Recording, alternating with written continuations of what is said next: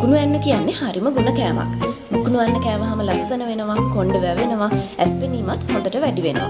කොයි විදිහට හැදුවත් මුකුණු ඇන්න හරිම රසයි. අපි අද පරිප්පු ටිකක් දාලා මුකුණු ඇන්න කිරට හදමු. මේ රෙසිපි එකේ ඔක්කොම විස්තර ටික මෙන්න මේ විදිහට dailylife.lk සයිට් එකෙන් බලා ගන්න පුළුවන්.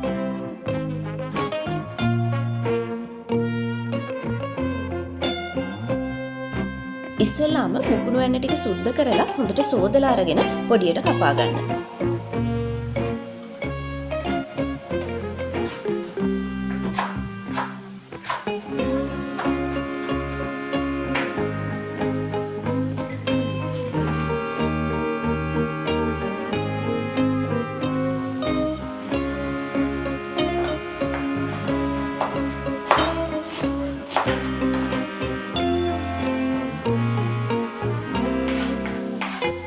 දැන් මේකට පරිප්පු ටික දාගන්න.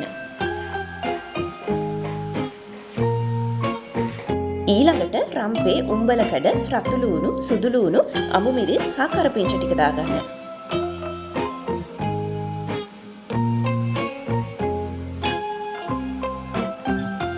පොල් කිරි ටික දාලා මේක පොඩ්ඩක් කලවම් කරන්න.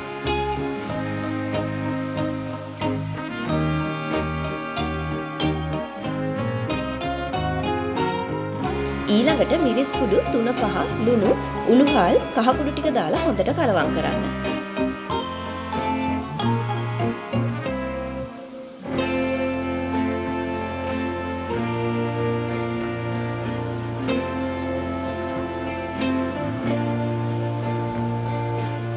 අපි දැන් මේක ලිපේ තියලා පරිප්පු ටිකයි කිරි ටිකයි හොඳට ඉදෙනකන් සැරින් සැරේ හැඳි ගාන ගමන් උයාගමු.